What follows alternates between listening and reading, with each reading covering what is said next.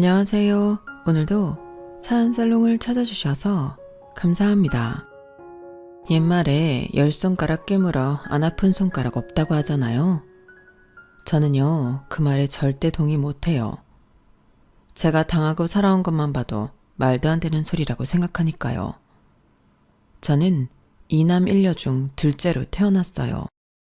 위로 4살 많은 오빠가 있고 아래로 3살 적은 남동생이 있는데 남자 형제들 사이에 껴서 정말 고생 많이 하고 살았거든요. 제가 그렇게 산 데는 저희 친정엄마 영향이 컸어요. 다 똑같이 당신 배 아파서 낳은 자식인데도 아들과 딸을 어찌나 차별하며 키우셨는지. 저는 결혼하기 전까지 집에서 닭다리를 먹어본 적이 한 번도 없을 정도였다니까요.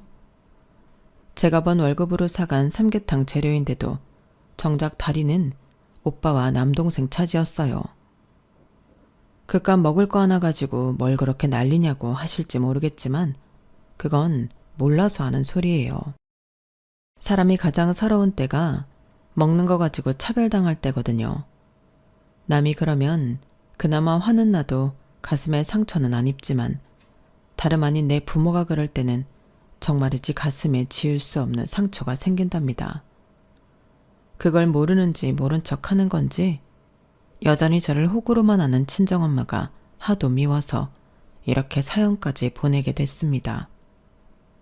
그래도 그렇지 어떻게 공개적으로 자기 엄마 흉을 볼 수 있냐고 저를 탓하실지는 모르겠지만 이렇게라도 안 하면 속이 썩어 문드러질 것 같아서 욕먹을 각오하고 사연을 적습니다. 제가 어릴 때 저희 부모님은 대학교 근처에서 떡볶이집을 하셨어요. 말이 떡볶이집이지 제육덮밥부터 김치볶음밥, 찌개 종류까지 온갖 메뉴까지 하셨기 때문에 가게는 늘 손님들로 북적였어요. 그 바람에 부모님은 늘 눈코 뜰 새 없이 바쁘셨고 자연스레 집안일은 딸인 제가 도맡아 하게 되었어요. 아빠와 함께 밤늦게까지 가게 일을 하시는 엄마가 집안일까지 하시기는 힘들었으니까요. 어릴 땐 그저 엄마를 도와서 뭐라도 돕고 싶어서 했던 일이었는데 언제부턴가 당연한 일처럼 되어버리더군요. 그러다 머리가 조금씩 커가고 방과 후에 친구들과 몰려다니는 재미를 알고부터는 조금씩 불만이 쌓이기 시작했어요.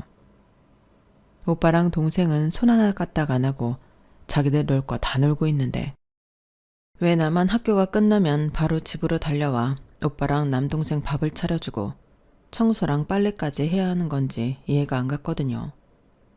거기다 그렇게 집안일을 해도 칭찬은커녕 제가 깜빡하고 세탁이 끝난 빨래를 널지 않았다고 꾸지람을 댔거나 집 청소를 제대로 못했다고 혼나기만 했어요. 그럴 때면 그렇게 살아올 수가 없더라고요. 그래서 참다 못해 엄마한테 하소연을 했어요. 오빠랑 동생도 있는데 왜 나만 친구들이랑 놀지도 못하고 집안일을 해야 하느냐고요. 그랬더니 엄마가 뭘 하시는 줄 아세요? 넌 여자고 오빠랑 동생은 남자잖아. 집안일이야 당연히 여자가 하는 건데 뭘 그렇게 생색을 내? 당연한 일 하는 거 가지고.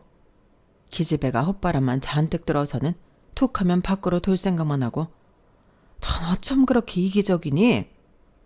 네가 안 하면 엄마가 밤늦게까지 일하고 집에 와서 집안일까지 해야 하는데 그거 좀 하는 게 그렇게 서운할 일이야? 난 너만 할 때 집안일에 밭일까지 돕고 살았어도 투정 한번 안 부리고 살았어. 코 깎아 하는 게 그렇게 억울하면 네가 살아. 그럼 되잖아. 제가 바란 건 수고했다, 고맙다 이런 말 한마디였을 뿐인데 엄마는 그런 말을 해주기는커녕 제가 유난을 떠는 것처럼 몰아세우셨어요. 정작 손 하나 까딱하지 않으면서 집을 어지르고 제가 차려주는 밥을 먹고도 설거지 한번 안 하는 오빠랑 동생한테는 저 몰래 용돈도 찔러주시고 운동화도 브랜드 제품으로 사주시면서 말이에요. 제 또래 친구들은 집에서 남녀 차별을 받으며 자라는 애들이 드물어서 특히나 저는 제 처지가 한스럽게 느껴졌어요. 그 나이 때는 친구들과 나를 많이 비교하곤 하잖아요. 저랑 제일 친했던 친구들만 봐도 애들 부모님이 딸이라서 오히려 더 집안일을 안 시키는 집이 많았어요.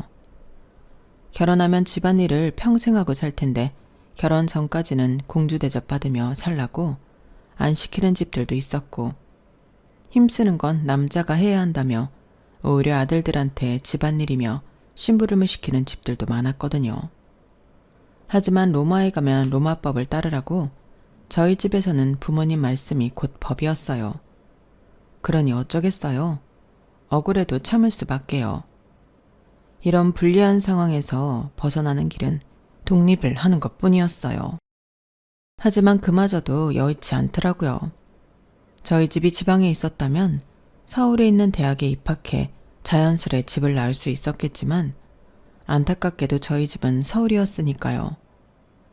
동서남북 어느 곳에 있는 대학에 들어가든 집에서 버스나 지하철로 1시간 안짝이니 무슨 핑계로 집을 나가 살겠어요. 그렇다고 무턱대고 방을 얻어 집을 나오는 것도 불가능했어요. 일단 저한테는 그럴 만한 돈이 없었거든요. 그러니 방법은 딱 하나뿐이었죠. 부모님 그늘을 벗어나 결혼하는 것 말이에요. 다시는 돌아가고 싶지 않은 고3 수험 생활을 이겨낼 수 있었던 것도 따지고 보면 독립에 대한 의지 때문이었어요. 어린 마음에 대학에 들어가면 바로 남자친구를 사귀어서 졸업과 동시에 결혼할 생각을 하고 있었거든요. 참, 세상 물정 모르는 어린애 같은 생각이었죠. 아무튼 대학에 들어가는 건 성공했지만 제가 상상하던 것처럼 여유롭고 낭만이 살아있는 대학 생활은 아니었어요. 당시 부모님이 가게를 확장하시는 바람에 집안 상황이 좀 어려웠거든요. 빚까지 내서 확장을 했지만 오히려 손님은 줄어들었고 그 바람에 한동안 적자를 면치 못했으니까요. 매달 은행 이자 걱정을 하시는 부모님을 보면서 팔자 좋게 캠퍼스 낭만이니 CC니 그런 소리를 할 처지가 아니었죠. 어떻게든 제 학비는 제 손으로 벌어야 했고 거기다 교통비며 밥값 같은 용돈도 제가 직접 해결해야 했어요. 그래서 학기 중에는 과외도 하고 빵집 알바도 했고 방학 중에는 같은 과 동기 소개로 모 기업에서 간단한 자료조사 아르바이트도 했어요. 그러다 그곳에서 지금의 남편을 만나게 되었죠. 당시 남편은 막 대리로 승진한 참이었는데 성격도 좋고 일처리도 확실한 사람이라서 주변 평판이 좋았어요. 사회생활에 대해 잘 모르는 제 눈으로 봐도 확실히 일을 잘한다는 걸 알 수 있겠더라고요. 거기다 필요한 말과 필요하지 않은 말을 잘 구분하는 사람이라서 회사 내에 적이 없었어요. 특히 부장님도 무척 아끼는 게 보이더라고요. 주변에서 하도 인기가 좋아서 그랬을까요? 이상하게 저도 남편한테 눈길이 가더라고요. 사실 생김새만 봤을 때는 그냥 평범한 아저씨인데 말이죠. 그렇게 곁에서 곁눈질로 남편을 살피기만 했었는데 그러다 드디어 제대로 말을 해보게 된 거예요. 원래 아르바이트생들은 회식 자리에 끼워주지 않는데 그날은 운 좋게도 저만 회식 자리에 가게 된 거예요. 아르바이트생들이 다들 퇴근하고 저 혼자 사무실에 남아 정직원들 업무를 돕고 있었는데 부장님이 오셔서는 회식을 하자고 하시더라고요. 눈치껏 빠지라고 했더니 남편이 나서서 그러더라고요. 혜원씨, 같이 가요. 며칠 동안 같이 고생했잖아요. 부장님, 그래도 되죠? 이렇게까지 말하는데 누가 안 된다고 그러겠어요. 부장님은 당연히 그러라고 하셨죠. 그렇게 난생 처음 직장인들의 회식 자리에 가게 되었어요. 사무실에서 볼 땐 눈에 보이지 않는 벽이 느껴졌었거든요. 이들은 정직원이고 나는 그저 2달짜리 아르바이트생이라는 걸 매 순간 느낄 정도로요. 그런데 고깃집에 둘러앉아 같이 술잔도 부딪히고 이런저런 사적인 얘기도 나누다 보니까 순간 나도 이들과 동료라는 생각이 드는 거예요. 물론 그날 잠깐이긴 했지만요.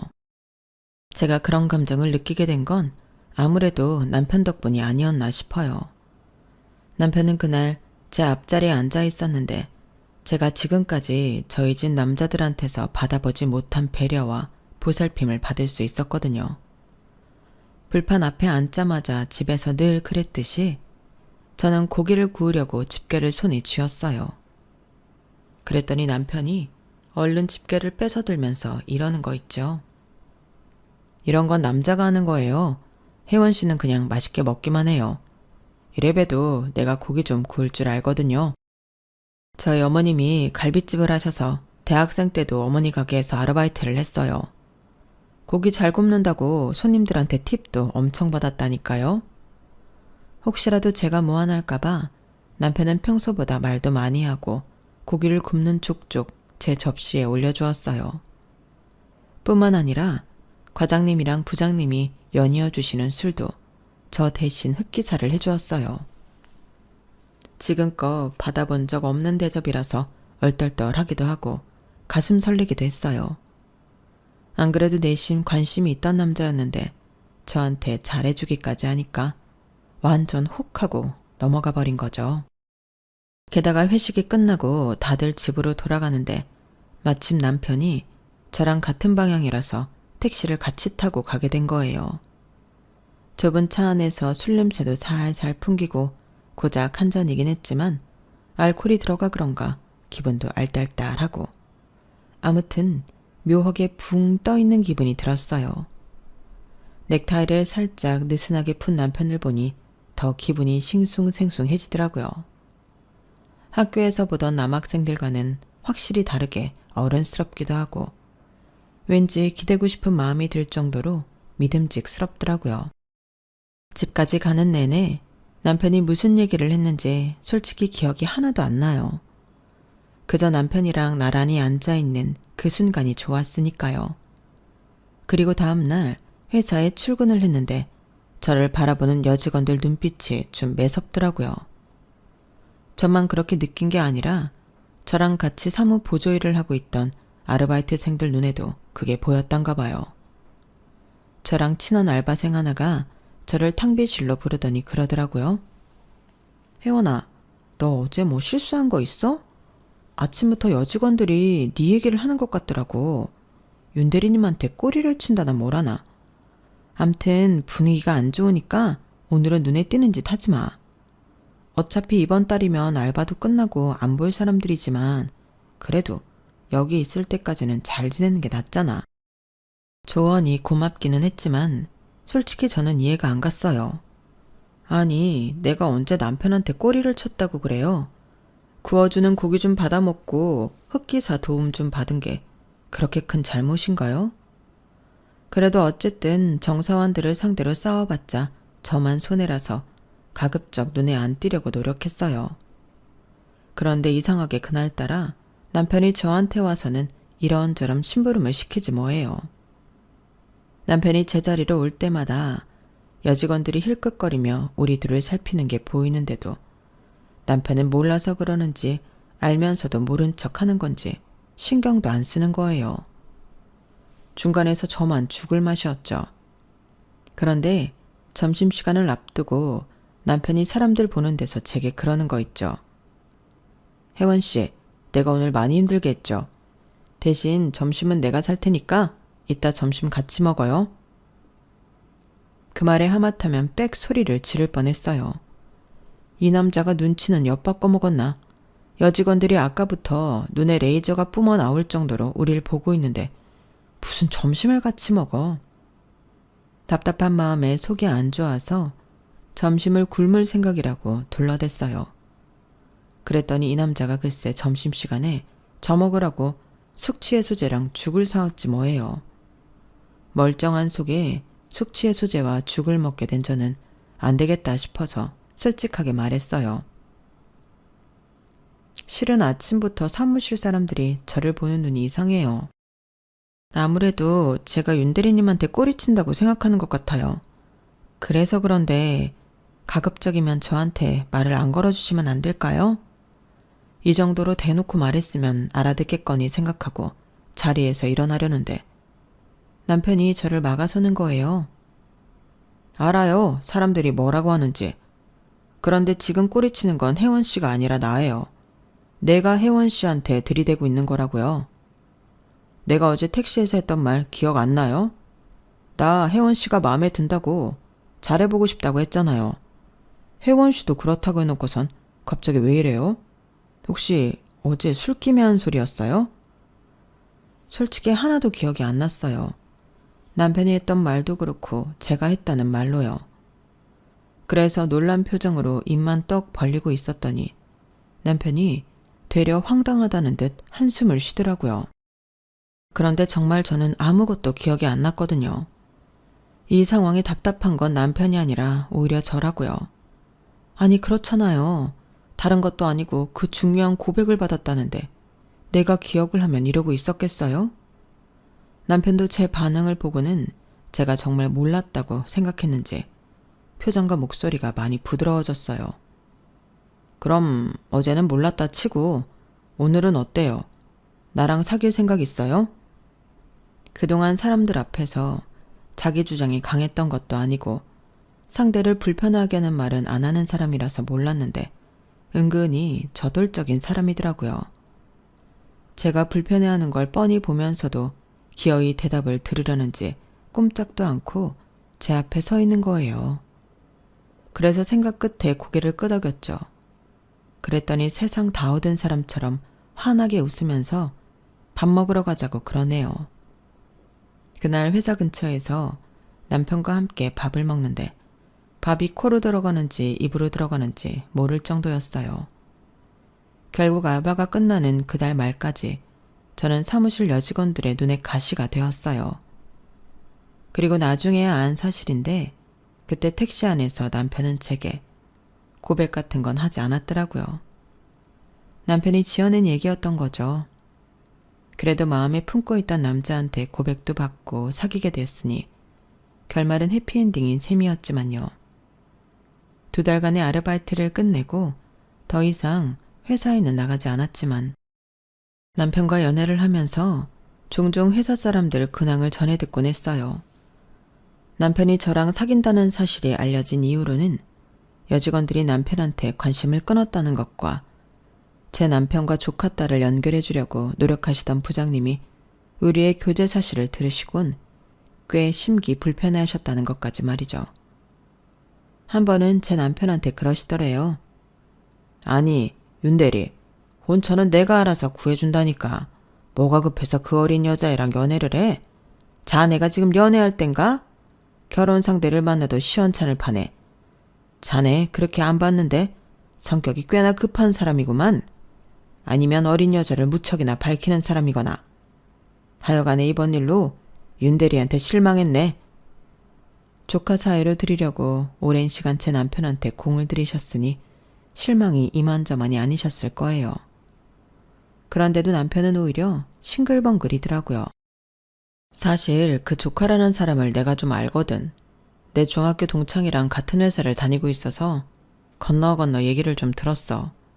대충 들어봐도 나랑은 안 맞는 사람이더라. 부장님 때문에 억지로 소개받으면 거절하기도 좀 그렇고. 그러던 차에 자기를 만났으니 내 입장에선 마음이 급했지. 그래서 거짓말까지 했던 거고. 그래도 뭐 자기도 내가 싫진 않았잖아. 안 그래? 택시에서 나한테 고백을 했었다느니 어쩌느니 했던 거짓말이 이런 이유에서 나온 거였더라고요. 뭐 그 바람에 사귀게 됐으니 잘 됐다고 해야겠지만요. 대학에 입학해서 3년이 되도록 소개팅 한 번 안 했던 제가 뜬금없이 직장인 남자친구가 생겼다고 하자 같은 과 동기들은 꽤나 놀라는 듯 했어요. 얌전한 고양이 부뚜막에 먼저 오른다고 동기들이 저더러 얌전 떠는 고양이라고 부르곤 했거든요.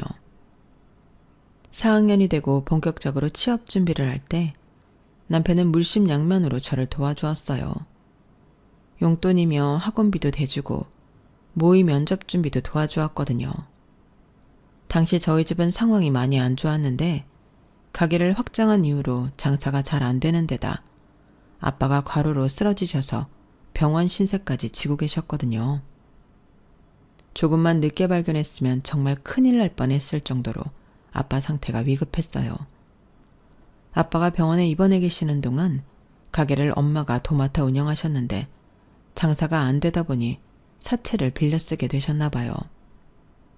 남동생 학원비에 생활비, 아빠 병원비까지 나갈 돈은 수두룩한데 들어오는 돈은 적으니 어쩔 수 없는 선택이었던 거죠.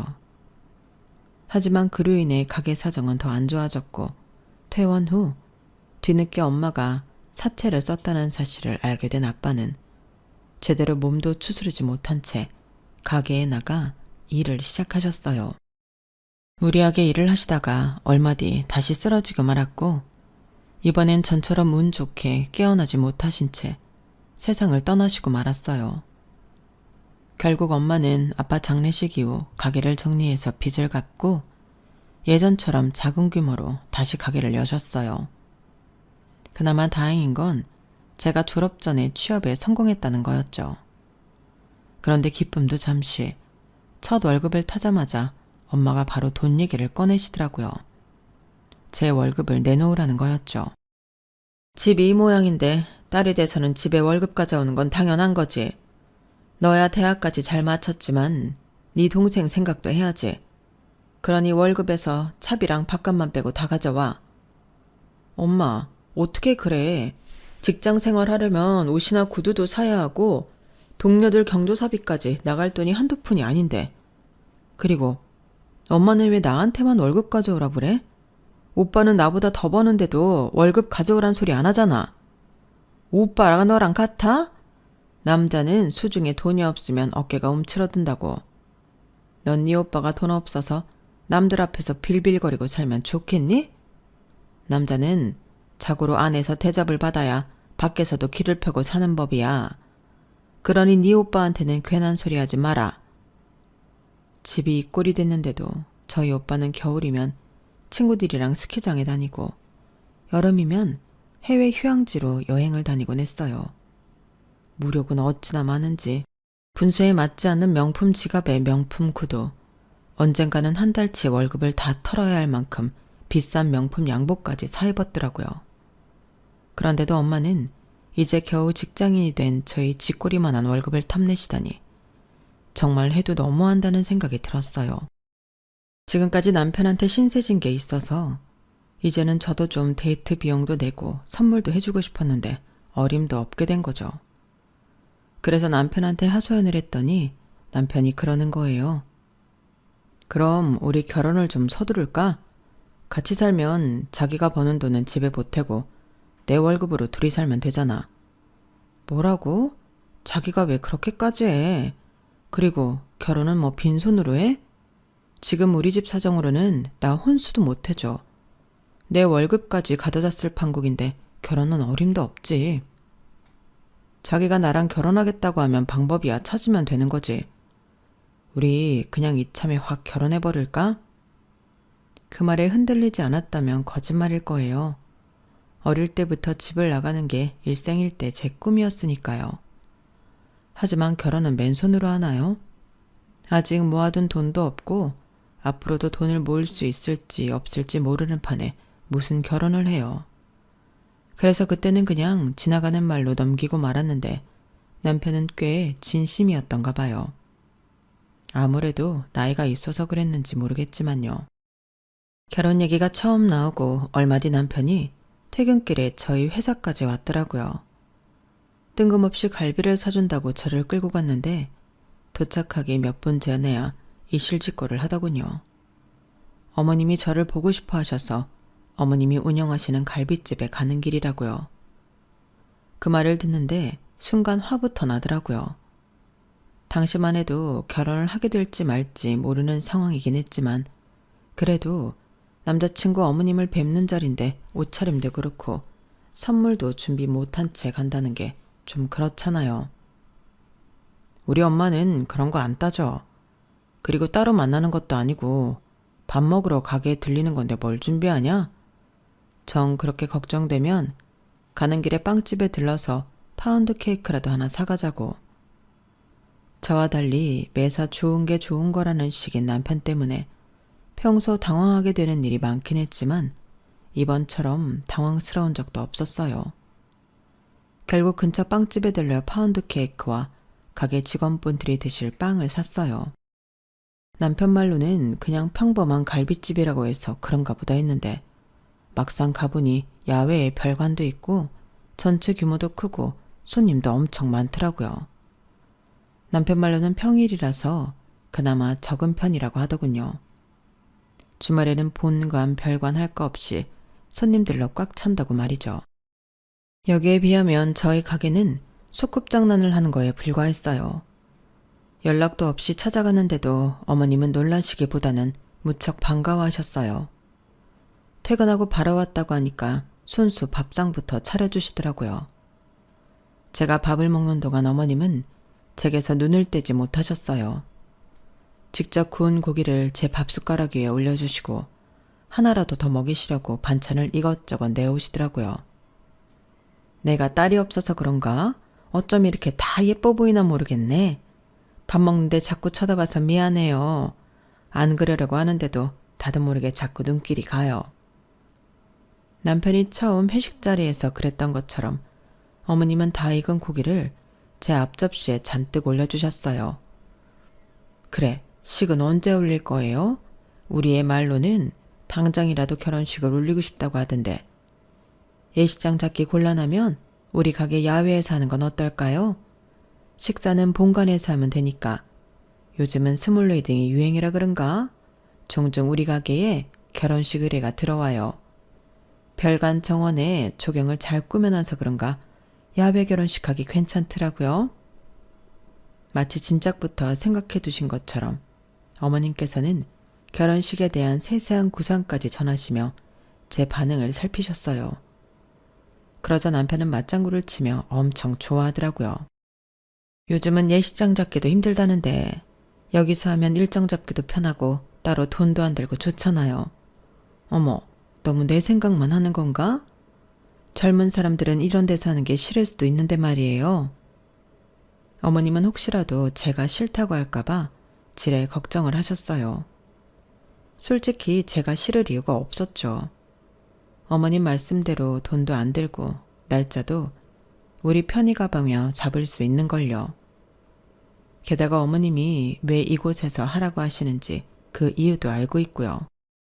제가 결혼 자금이 없다고 했던 걸 아들한테 전해드리시곤 어떻게든 부담을 지우지 않으시려고 그런다는 걸 제가 왜 모르겠어요.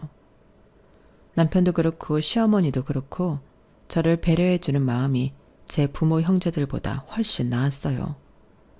그 마음을 알기에 저도 자꾸만 결혼을 하는 쪽으로 흔들리더라고요. 이런 사람들과 가족이 되면 얼마나 좋을까 하는 생각에 말이죠. 그래서 두 눈 꼭 감고 남편 뜻대로 결혼을 하기로 마음먹었어요. 신혼집은 어머님이 살고 계신 집을 리모델링해서 살라고 하시더라고요. 아들을 장가 보내고 나면 어머님 혼자 그 큰 집에서 살기 그렇다면서요. 어머님은 가게 근처에 작은 집을 따로 알아보시겠다고 하길래 그럴 거 없이 같이 사시자고 했어요. 돈 한 푼 없이 맨몸으로 시집가는 주제에 어머님을 내쫓고 그 집에서 사는 게 마음에 걸렸거든요. 처음엔 한사코 거절을 하시던 어머님도 저랑 남편이 계속해서 졸랐더니 결국엔 못 이기시는 척 그러기로 하셨어요. 대신 함께 사는 집이니 혼수는 따로 해올 거 없이 어머님이 해주시겠다고 하시더군요. 염치 없는 건 알지만 저로서는 당장 가진 게 없었기 때문에 넙죽 받기만 했네요. 이미 결혼식부터 살집까지 다 준비를 한 채 엄마한테 결혼하겠다는 말을 꺼냈어요. 당연히 엄마는 펄쩍 뛰셨죠. 그런데 그 이유가 참 어이가 없더라고요. 그럼 막내 대학 등록금은 어쩌고? 네 월급 없으면 당장 다음 학기 등록금은 어쩌냐고. 이제 겨우 돈 벌기 시작해서 한시름 놓는가 했더니 벌써부터 결혼해서 집 나갈 꿈이냐? 넌 어쩌면 이렇게 양심이 없어. 동생 생각은 하나도 안 해? 이렇게 이기적인 걸 딸년이라고 키운 내가 미친년이지. 엄마는 가진 것도 없이 결혼하겠다는 딸 걱정은 안 되고 막내 아들 등록금 걱정만 돼? 애초에 그걸 왜 내 월급으로 내야 되는 건데. 오빠는 지 쓸 거 다 쓰고 사는데 왜 내 월급은 내가 아니라 막내를 위해서 써야 하느냐고. 나 지금까지 살아오면서 엄마한테 서운했던 거 한두 번이 아니야. 초등학교 다닐 때부터 나 집안일 하느라 친구들이랑 놀러도 못 다녔어. 그때도 오빠랑 막내는 자기들 할 거 다 하고 살았다고. 왜 매번 나만 희생하고 살아야 하는 건데? 왜 엄마한테 나는 깨물어도 안 아픈 손가락인 거냐고. 왜 벌써 결혼할 생각을 하냐고 그랬지. 이래서 엄마가 나를 자식이 아니라 써먹을 도구로만 생각하니까 그러는 거라고. 엄마가 반대해도 나 결혼할 거야. 우리 식구들이랑 다르게 날 가족으로 받아주고 위해주는 사람들이랑 같이 살 거라고. 그러니까 내 결혼 방해할 생각 하지 마. 그렇게 엄마의 반대에도 불구하고 저는 결혼을 감행했어요. 결혼 후에도 동생 등록금을 책임지겠다는 약속을 하고서야 엄마는 결혼식장에 참석해 주었어요. 결혼하고 이듬해 출산을 하면서 육아휴직에 들어가게 되었는데 다행히도 그때 마침 남동생이 군입대를 하게 돼서 얼마나 다행이었나 몰라요. 저희 엄마 성격에 휴직 중이라고 해서 친정에 돈 못 보내는 걸 봐줄 리 만무하니까요. 솔직히 남편과 시어머니는 제가 회사를 그만두고 육아에만 힘쓰길 바라셨어요. 어머님 가게에서 벌어들이는 돈만 해도 우리 식구가 돈 걱정 없이 살 정도는 되니까요. 하지만 제가 그럴 수 없었던 건 친정에 보내는 돈 때문이었어요. 남동생이 대학만 졸업하면 그때는 정말 회사를 그만두겠다고 생각하며 버텨가 나갔던 거죠. 직장 생활을 하며 자식을 키우는 여성분들은 어린 자식을 떼놓고 출근하는 순간이 얼마나 지옥 같은지 잘 아실 거예요.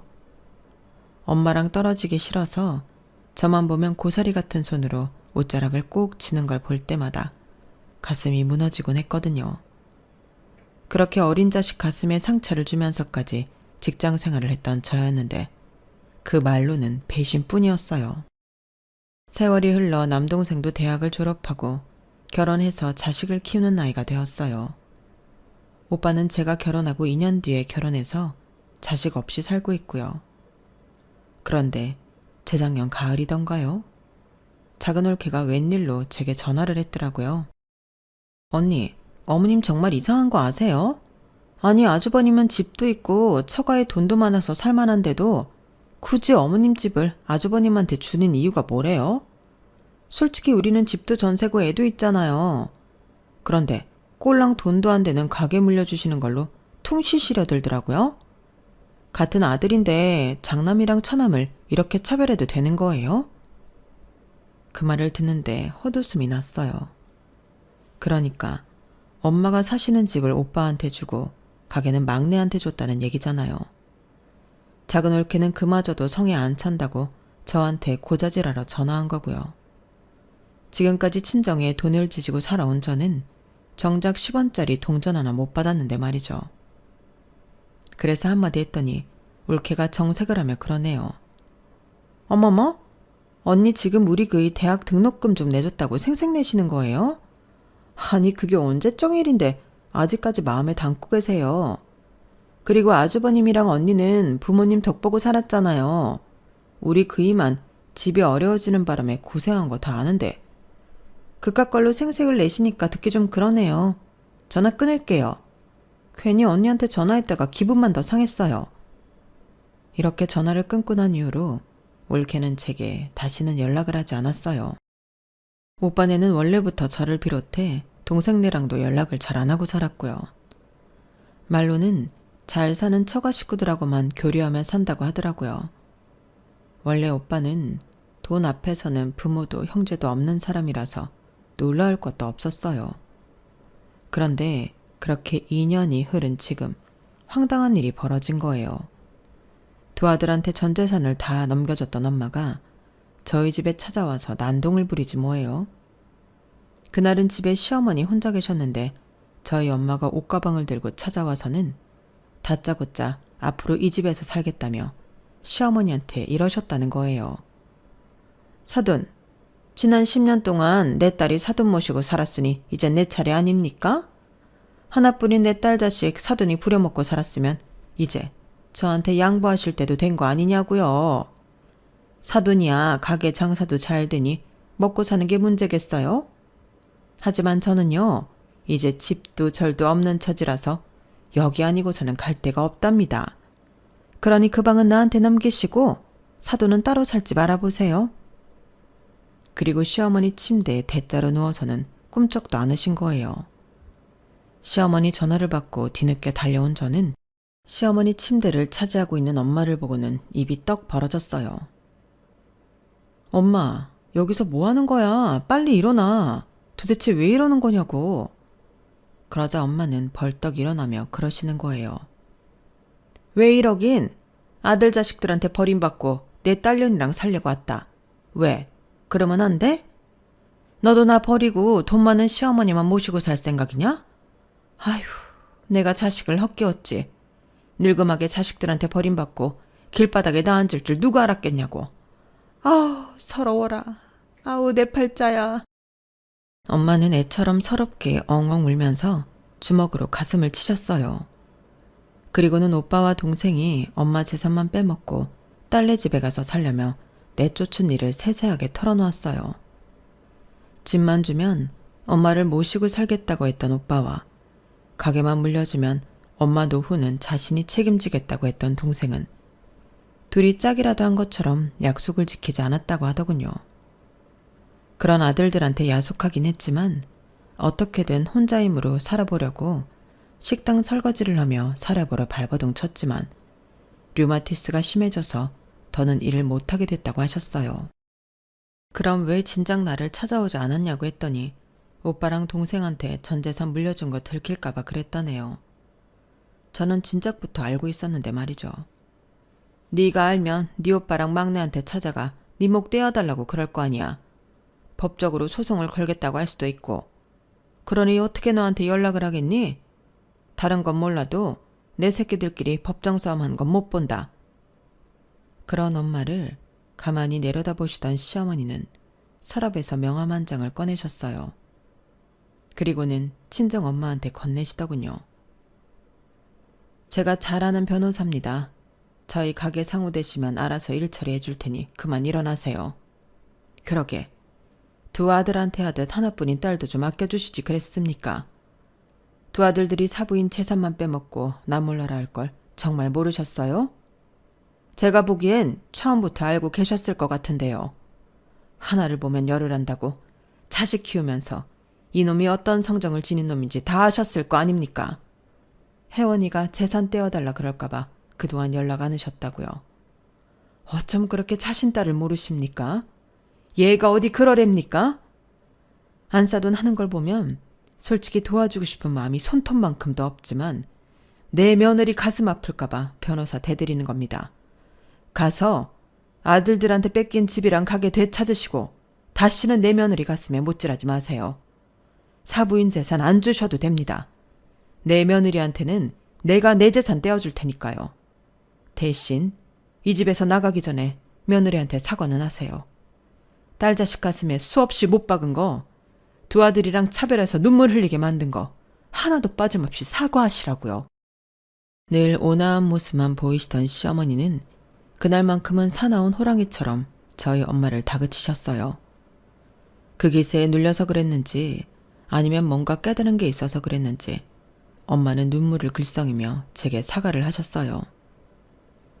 그 모습이 안쓰럽기는 했지만 그렇다고 지금까지 살면서 엄마한테 받은 차별의 상처가 아물지는 않더라고요. 상처가 너무 깊어서 그런지도 모르겠네요. 그날 엄마는 그 길로 나가서 어머님이 알려준 변호사를 찾아가셨어요.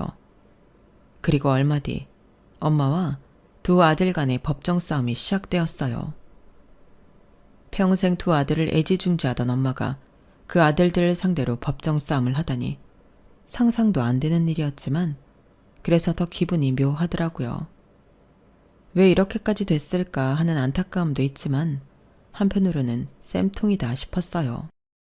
아직 판결은 나지 않았지만 남편 말로는 어머님이 재산을 되찾으실 수 있을 거라고 하는데 그렇게 된다고 해도 저는 신경 안 쓰고 살려고요. 엄마 재산에 관심도 없을 뿐더러 저를 자식으로 생각지도 않는 사람한테 신경을 쓰고 싶지 않거든요. 차라리 친정 엄마보다도 저를 더 아껴주시는 시어머니 생각을 해드리는 게 나으니까요. 엄마가 아들들과 저를 차별했던 것처럼 이제는 저도 엄마를 시어머니와 차별할 생각이에요. 당해봐야 자신이 얼마나 잘못했는지 잘 알게 될 테니까요. 지금까지 제 사연을 들어주셔서 감사합니다. 소중한 가족들과 항상 행복하세요. 여러분, 사연 댓글에 응원과 현명한 조언 부탁드려요. 좋아요와 구독은 저에게 큰 힘이 됩니다. 오늘도 좋은 일 가득하세요.